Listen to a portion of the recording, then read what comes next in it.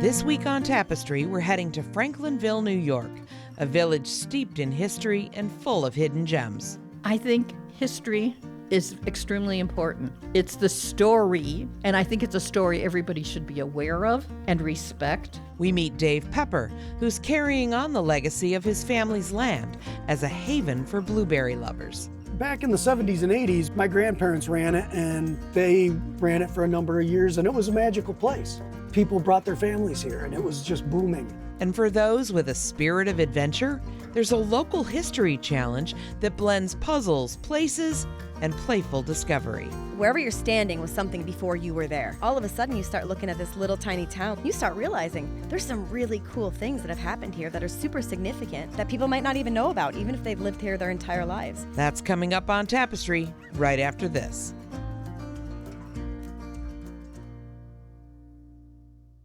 Compact Science is your gateway to the science of everything in our region. Join host Sarah Jane Gomlick-Green and investigate the geology of Niagara Falls, discover the chemistry in sponge candy, and learn how density affects lake effect snow. Watch Compact Science on the Buffalo Toronto Public Media YouTube channel. From in-depth reporting to musical masterpieces, dramas, and mysteries to local bands, Buffalo Toronto Public Media delivers it all. Stay informed, be inspired, and join us. This is Public Media. Welcome to Tapestry. I'm your host, Lynn Bader. Today we're headed to Franklinville, New York. In the heart of the village stands a house built from the dreams of a gold miner, where 9 kinds of inlaid wood meet underfoot and history echoes from pocket doors and butler's pantries. Now it's the Issaquah Valley Historical Society, and Maggie Fredrickson, the village historian, has fascinating stories to share about Franklinville. Maggie, thank you for hanging out with us this afternoon. Thank you for having me. What drew you to local history, and why has it been so important for you to preserve local history here in Franklinville? Actually, I became extremely interested in history from 5th grade on. My big hero was Nathan Hale, and after that, I started reading autobiographies on historical people. I met my husband, found out he was just as crazy about history as I was. And in genealogy, one day we came to Franklinville because my husband's mother, both her parents had died. She was raised by relatives, and she said, the only thing I know is my father was born in Franklinville. So we came to Franklinville, found the first line of family that went back to the 1700s, actually, and bought property here, moved here, became historians here, and have been doing that ever since. How did you find yourself helping to lead the Issaquah Valley Historical Society? What happened was that we were going to have a conference of historians. When the person who was the director here suddenly quit, we had 50 people coming for the conference, and I took over, and I've been here since. Really? Yes. So you just raised your hand one day and it kind of changed the course of your life? Absolutely. Talk to me about the decor that we see around us. Many of the items in this house actually came from Franklinville families. The big organ came from the Jewell family, and they were extremely prominent. There's a picture behind us as well on the organ. It's 2 rows of men. And who's in that picture? Simeon Robbins. He is the portly gentleman, white hair. He was about 6'2". I was not aware of Simeon or his adventures. He was something else. A very, very unusual character, a very big man. He traveled through almost all of the known states at that time, served in the Civil War. He went to California to learn how to mine gold, ended up at the Yukon, and was one of the few who was extremely successful. And not only did he find gold, he also found quartz that made it even more valuable. And he decided to sell. And he got $50,000 for the mine, which at that time was a tremendous amount of money. What year are we talking about now? The 1890s? It was in the late 1890s. He came here and decided that he was going to build this mansion. Now, at the time he built it, everybody thought that was an outrageous cost because it was $7,500. And it's funny because it's called the Miner's Cabin. But folks, if you come down to visit the Miner's Cabin, don't look for a cabin. Right. According to legend, he was the one that started calling it the miner's cabin. He was a joker. He was very, very popular, had a tremendous amount of friends, a real character, big party givers. They had huge parties. Their parties in this house averaged about 100 people at a time. I can see it. In the 1960s, they put it up for sale for $2,000. They had no bids, and they decided they were going to tear it down for a parking lot. I guess the Historical Society was very brand new, and a deal was made, and they became owners. And so it belongs to us now, the Issaquah Valley Historical Society. We own this place. We own one of the brick buildings on 3 Park Square, and we own the Hal Prescott Underground Railroad House in Cadiz. Wow. And how we maintain it? Basically through fundraising, through hard work on the part of volunteers. Nobody gets paid. And hopefully donations. The goodness and the generosity of the community members that you serve. Maggie gave us an impressive tour of the mansion. The floors alone featured 9 different types of inlaid wood, forming intricate artistic patterns. Throughout the home were period furnishings, original paintings, a toy room filled with antique collectibles, and artifacts from the families who lived there after Simeon passed on. And we had a really fascinating thing happen. We had ghost hunters go through. Every time when I came in, I would always say, "Good morning, Simeon. How are you today, Simeon?" You know. Yeah. Anyway, they came and they set up in the dining room. It was 2 boxes. One had a green light, one had a red light. They said, red light means no, green light means yes. No matter what we said, nothing happened. I said, well, why don't you go upstairs to the ballroom? And he said, okay. So I'm sitting there and I go, so are you here, Simeon? And a green light went on. My husband was sitting there. And I said, is Sarah with you? A green light went on. I said, are you happy with what we've been doing here? You know? And he starts buzzing. The thing is buzzing and turning green. And all of a sudden everybody comes stumbling down the stairs and say, what are you doing? What are you doing? I said, talking to Simeon. Talking to Simeon. So I would ask the questions and red and green lights would go on. So they said, can we try this? Yes. I said, go ahead. They asked a question. Nothing. Nothing. Finally, I said, I've had it. I said, this is very, very disappointing. I'm going home. And all of a sudden, the whole thing was shaking. No, no, no. And Simeon likes you. I guess so. Well, I've been 20 years with buddies.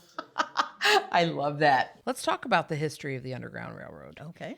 There was a gentleman, Mr. Rice, who was in Sardinia near Arcade, and he was a conductor. He would come down to Franklinville to pick up the slaves that had managed to go along the Allegheny River, get to Olean, and then many of them either walked or were rafted down Issaquah Creek. And we're on Issaquah Creek right now. They went to either the Searle Farm, which is today called the Howard Farm. The house is still standing there from 1840.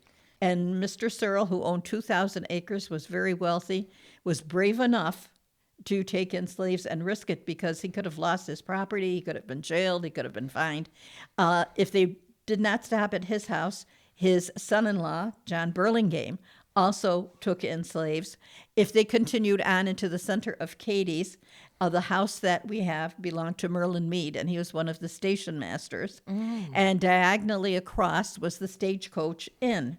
And it was a Stagecoach Inn that there was a tunnel from Issaquah Creek that they could actually get off and go through there. Everybody kept very, very quiet about it because, according to the law, if you knew things were happening and didn't report it, you could also be penalized. And the reason we found out was that Mr. Rice lived to be an old, old man into the 20th century, and he named everybody before he died.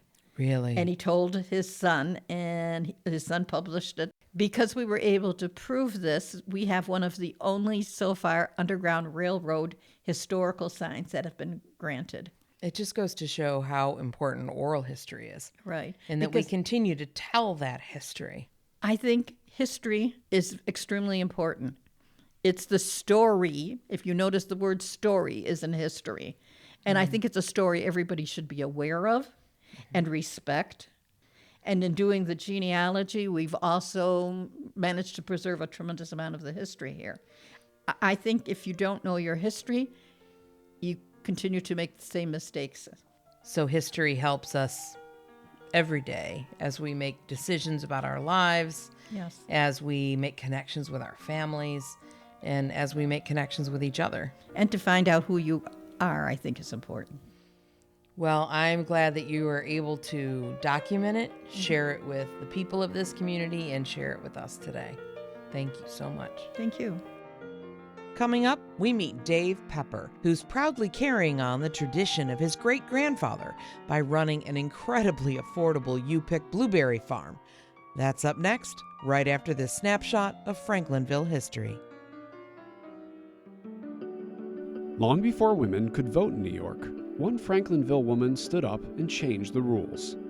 Lucy Thayer Warren was born in San Francisco, but Franklinville is where she built her life and her legacy. In 1900, after commuting daily to study law in Buffalo, Lucy earned her law degree and passed the New York bar, becoming the first woman attorney in Cattaraugus County. She practiced law in Franklinville side by side with her husband, but her real breakthrough came in 1909 when Franklinville's officials denied her the right to vote, even though she paid taxes. Lucy fought back and won. Her court victory gave Franklinville women the right to vote in town elections nearly a decade before women's suffrage became national law. Lucy was more than a lawyer. She was a pioneer, a mother, Franklinville's own trailblazer for justice. Lucy Thayer Warren showed us all how one voice can open doors and make a lasting impact. Welcome back to Tapestry. In Franklinville, on a quiet hill just outside of town, Dave Pepper and his family have been tending the same patch of land for nearly a century. It started with a few wild blueberry bushes and a hunch. Now, generations later, people still make the trip to Pepper's Blueberry Hill, where the picking is easy and the price is right. What was the farm like in its early days? Back in the late 1930s, he had acquired a bunch of land around here. It all used to be different sheep farms and things like that. Mm-hmm. My grandmother brought home wild blueberries that she had found growing up here. He dug them up and propagated them just to see what he could do with a wild one. Okay. And came to find out that the soil up here is extremely acidic and it's perfect for growing blueberries without having to do anything to it. My grandmother's older sister actually bought him 100 blueberry bushes to start. And at the far end of the patch, there's around 4,000 up here now. Dave took us around a small portion of the farm, pointing out different varieties and the original blueberry patch. I can't believe you started with 100. I know, and now there's about 100 in every row. But it was the original 100 were down here on this corner. Look at all the yellow finches flying. So now you can see these fenced in ones right here. These are blueberry bushes that I just bought last year from an auction. Back in the 70s and 80s when I was a teenager, my grandparents ran it and it was big then, but the forest wasn't in there, but they, ran it for a number of years and it was a magical place. People brought their families here and it was just booming. I've always loved that. I loved it then. But in my 20s, I went off and did other things, and I came back to it, though. By the year 2000, it had kind of become a dead business. Nobody had really taken care of it, and Mother Nature took it back over very rapidly and killed bushes in a few spots because of the trees and the rose bushes. I've been starting to fill in those empty areas, but over the last 25 years, I've cut it down in chunks and burned it and regrown them from the roots and tried to shape them the best I can and keep the brush out and mow it the best I can. And I don't spray, I don't fertilize, I just keep it all natural, and that's the way I advertise it. Let Mother Nature do her thing. Yep, exactly. Oh my goodness. What brought you back here? Well, I just always thought it was a magical place, and I helped my dad periodically with it when he was trying to keep up with it, but he had a lot on his plate with a full-time job at the nuclear plant in West Valley and stuff like that. I actually was injured in the 90s. In the mid-90s, I was hit by a car, and in 96 and 97, I had spine surgeries. I was on disability for quite a few years. But then this kind of became my physical therapy for life. Oh, wow. And I just keep chipping at it. The first year I worked on it really hard, and back then my grandparents only charged like 50 cents a pound. That was the last price when I took it over. And so I left it at that for several years, actually. I only sold 1,000 pounds that first summer, so that was pretty discouraging. But the next year was 4,000 pounds, and the next year is 8,000. And now I average at least 10. I think might have even gotten to 13, 14 a couple of times. Yeah. But my grandparents actually did 2 to 3 times that back in the 70s and 80s. This isn't your full-time job, though. No, I've always worked full-time elsewhere just to make ends meet. Yeah. I just my great-grandfather put this here to help our family pay our property taxes. It's a sizable piece of property now because of him.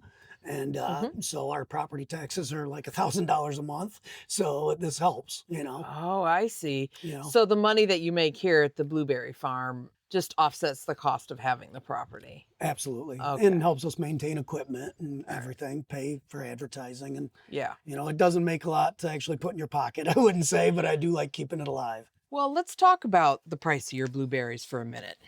Well, they're $2 a pound, and it's half price every day if you're a veteran of any age, or if you're a senior, 60 and older, it's half price every day, so that's $1 a pound.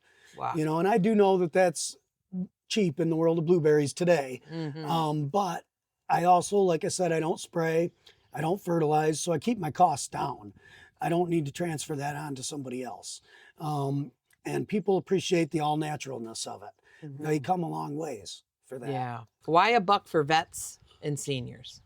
Well, I just think, for seniors, I think a lot of seniors live on a fixed income and they can't afford inflation in every direction. So I think that that's important to look out for the seniors that have already worked their whole lives and paid their dues, and that's the way I feel about the vets too. My dad and my brother are both veterans, and they've served their country and paid their dues. What do you notice about folks who come and pick from your farm? What have they had to say about the experience?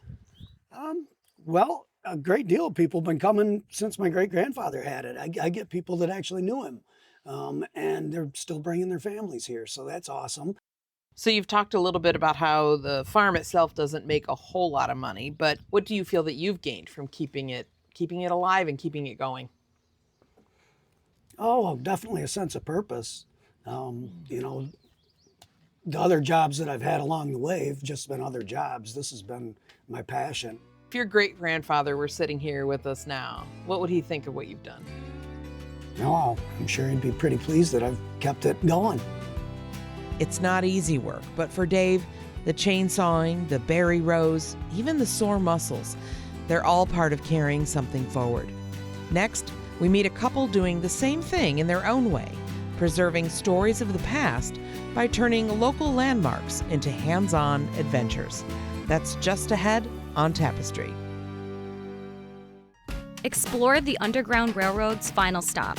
Learn about how the Latine workforce organized to overcome discrimination and follow the timeline of immigration in Western New York. So remember, history surrounds you and includes you. Watch Compact History on the Buffalo Toronto Public Media YouTube channel.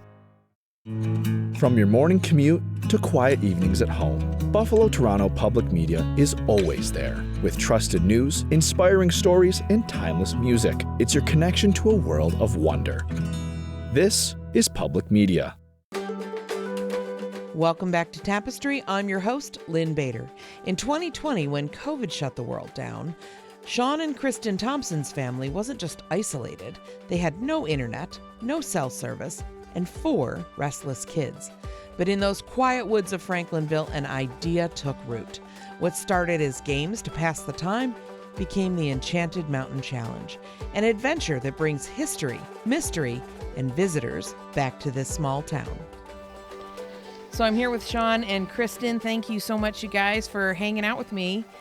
You have a beautiful place. Thank you. I love all the wildlife and home life that I'm hearing here, right? We've got dogs beside us. We have roosters in the background. We got some peacocks in the distance that may make an appearance, right? They most likely will. Yes. They most likely will. Can you take us back to those early days? What was your life like for your family here during that pandemic? We have 50 acres here, and we have 4 children, plus my niece was here. When you have young teenagers with cell phones and iPads and video games And no Wi-Fi. That shuts everything It's down. like Armageddon. Oh yeah, they were like zombies around here, and so we found ways to entertain them, and that's how it all started. Really, we used to do court cases for them. Kristen and I would sit out here and we'd make up a scenario, and then we'd pin one child against the other child, and they'd One defend. would be the plaintiff and the defendant, and they'd have to argue against each other, and whoever could come up with the most convincing argument about the case that they had would win, and we would play the judges. Yep, yep. And then Interesting. And we'd also find like the most ridiculous inventions you could possibly find. And we did like a fake Shark Tank. The point of that was just to get them creative and thinking about how could I possibly take this and, make a convincing argument out of it. And it was always a lot of fun. But for our family, that's quality time that we got to spend with the kids without any electronics, without anything, was probably some of the best times of our lives and the best memories that we've ever had, because we were all kind of forced to be together. Let's talk about how these games then start to turn into an adventure. Going back to the same situation where we had no Wi-Fi, now this was becoming a huge problem for us to work. We both work remotely. So we ended up buying a building in town here, right in the village of Franklinville. There's a lot of really great people here and some really good little businesses, but they're hidden. So how does Enchanted Mountain Challenge get created from that idea? It really stemmed from us creating scavenger hunts and projects around the house for the kids. We really turned something that we had fun doing into something that we could give back to the community and drive traffic into other businesses, and it just was all around a great thing. So we fired up the first year, and it went really well. Yeah, it went really I'm also a history nerd. Are you? He is not. Yeah. So that was really, I think, part of it as well. During that time, we got in touch with Maggie Fredrickson, who is the curator of the museum here and the Ishmael Valley Historical Society. We met her earlier today on our day in Franklinville. Is she wonderful, huh? Oh my gosh. She's lovely. She is amazing. We love Maggie. She's and a wealth of and she knowledge. loves you guys. Well, that's good to know. Yes, definitely. Especially because he was actually a student of hers when she was a Spanish teacher in middle school. Yeah, talk about random. She said that you won't call her Maggie, but you'll call her Miss Maggie now. Yes. So Maggie was the one who actually told us that our property here was once part of the Isaac Searle farm, and he was instrumental in helping free slaves by floating them up the Ishaway Creek. There's an actual Underground Railroad stop just here down the road at the corner of Katie's. And so that was really fascinating to me. Wherever you're standing was something before you were there. And I think that there's been a lot of people who've had that sense that history's boring. And history's not boring. It's all around us, and it shapes everything that we do. And all of a sudden you start looking at this little tiny town, like you mentioned, of 1,600 people. You start realizing there's some really cool things that have happened here that are super significant, that people might not even know about, even if they've lived here their entire lives. So that was what excited me the most about Enchanted. Gotcha. So walk me through a challenge. What does it look like? How long does it take? After 4 years, I think we have it down to an art. We got it down now. Yeah. Your standard challenge takes about, if you really grind it out with three to four people, takes you about a day and a half to complete. So I'd say a good 8-9 hour day one day, and then the next day probably a 5-6 hour day. Yeah. So a good weekend project. Yes. It is. Okay. Once you sign up, you receive an email. Kind of gives you a rundown of what's going on this year, some basic instructions. There's a little clue in there that you need to solve before you come. Okay. We meet them at a designated location. When they come in the room, it's set up with, it's a little dim. There's lanterns lit, treasure chest, a big TV, big table. So the stage is kind of set. They come in. There's a vibe. There's a vibe. Yeah. And then they watch a video. It's about a 10-minute video that kind of introduces this year's storyline. And once they get through the storyline, they get usually a little packet of tools, and we kick them out the door. And they're on their way. And they're on their own. And they're on their way. So from there, you cannot move on unless you've solved the clue before. When you get to a clue stop, you'll text a number, and you'll get a video, which will let you know that you've solve the clue. Solve that clue. Right, exactly. Okay, good. And then that gives you the next piece of the story to kind of help you along your way. So it reminds me of escape rooms. It is very much like that. Although, escape rooms, you got a timer on it, right? So that's a little bit different. But this seems like a true experience.